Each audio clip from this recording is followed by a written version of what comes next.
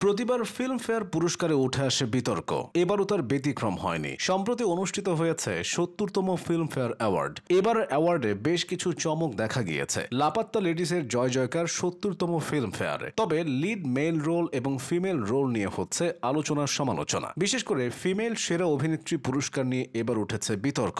এবারের Filmfare awards অনুষ্ঠিত হয় আহমেদাবাদের কঙ্করিয়া লেকের একাইরিনায়। জমজমাট এই সন্ধ্যায় উপস্থিত ছিলেন বলিউডের শীর্ষ তারকারা। পুরো শোটি সঞ্চালনা করেন শাহরুখ খান, করণ জোহর ও মনীষ পল। তাই অনুষ্ঠান ঘিরে ছিল আলাদা উন্মাদনা। এবারের আসরে সবচেয়ে বেশি আলোচনায় ছিল কিরণ রাও পরিচালিত লাপাতা লেডিস। সিনেমাটি মোট ১৩টি পুরস্কার জিতে নেয়। এর আগে গালি বয় সিনেমাটি একই সংখ্যক পুরস্কার জিতে রেকর্ড গড়েছিল। সেই রেকর্ডে ভাগ বসিয়েছে লাপাতা লেডিস। এবার বেস্ট ফিল্ম ক্যাটাগরিতে পুরস্কার পেয়েছে লাপাতা লেডিস সিনেমাটি। মুক্তির পর থেকেই আলোচনায় ছিল এই সিনেমা। এর আগেও জিতে নিয়েছিল বেশ কিছু পুরস্কার। মেলবোর্ন ইন্ডিয়ান ফিল্ম ফেস্টিভ্যালের সমালোচকদের চোখে সেরা চলচ্চিত্র পুরস্কার লাভ করেছিল এটি। এছাড়াও ৯৭তম অস্কার পুরস্কারে ভারতের এন্ট্রি হিসেবে নির্বাচিত হয়েছিল লাপাত্তা লেডিস। ৭০তম ফিল্মফেয়ারের সেরা পরিচালকের পুরস্কার জিতেছেন কিরণ রাও। লাপাত্তা লেডিস সিনেমাটি পরিচালনার জন্য এই পুরস্কার পেয়েছেন তিনি। অবশ্য এটা তার পাওয়ারই কথা ছিল, তাই এটি নিয়ে কোনো সন্দেহ বা বিতর্ক ছিল না কারো। আর সমালোচকদের চোখে সেরা সিনেমা নির্বাচিত হয়েছে সুজিত সরকারের আই ওয়ান্ট টু টক।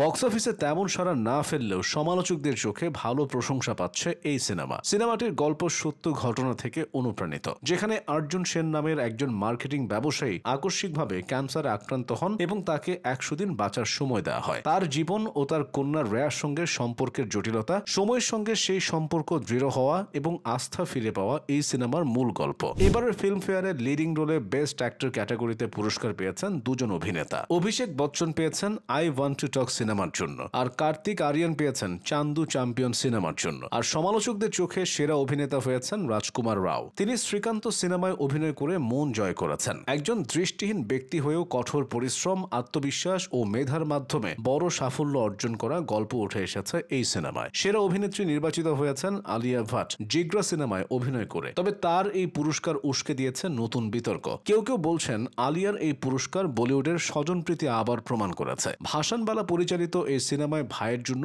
বোনের ভালোবাসার গল্প তুলে আনা হয়েছে। সিনেমাটি প্রযোজনা করেছে করণ জোহরের ধর্মা প্রোডাকশন। আর সমালোচকদের চোখে সেরা অভিনেত্রী লাপাত্তা লেডিসের প্রতিভা রন্ত। এছাড়াও সাপোর্টিং চরিত্রে সেরা নির্বাচিত হয়েছেন লাপাত্তা লেডিসের রবি কিষান। আর ফিমেল সাপোর্টিং চরিত্রে পুরস্কার জিতেছেন লাপাত্তা লেডিসের ছায়া কদম। কিল সিনেমার জন্য সেরা নবাগত অভিনেতা নির্বাচিত হয়েছেন লক্ষ্য লালওয়ানি। আর লাপাত্তা লেডিস সিনেমার জন্য সেরা নবাগত অভিনেত্রীর পুরস্কার জিতেছেন নিতাংশী গোয়েল। লাপাত্তা লেডিস সিনেমার ও সাজনিরে গানের জন্য সেরা প্লেব্যাক গায়কের পুরস্কার জিতে আরও একটি ফিল্মফেয়ার নিজের করে নিয়েছেন জনপ্রিয় সঙ্গীত শিল্পী অরিজিৎ সিং। এই গানটির জন্যই শ্রেষ্ঠ গীতিকারের পুরস্কার জিতেছেন প্রশান্ত পান্ডে। গত বছরের সবচেয়ে আলোচিত গানের একটি আজ কি রাত। এই গান গেয়ে সেরা গায়িকা হয়েছেন কলকাতার মেয়ে মধুবন্তী বাগচি। সঙ্গীতে নতুন প্রতিভা হিসেবে আর.ডি. বর্মন পুরস্কার পেয়েছেন অচিন্ত ঠাকরে। এবছর আজীবন সম্মাননা দেওয়া হয়েছে দুজনকে। একজন প্রখ্যাত অভিনেত্রী জিনাত আমান, অন্যজন সদ্য প্রয়াত ক্লাসিক নির্মাতা শ্যাম বেনেগাল। এছাড়াও বলিউড চলচ্চিত্র জগতে বিশেষ অবদানের জন্য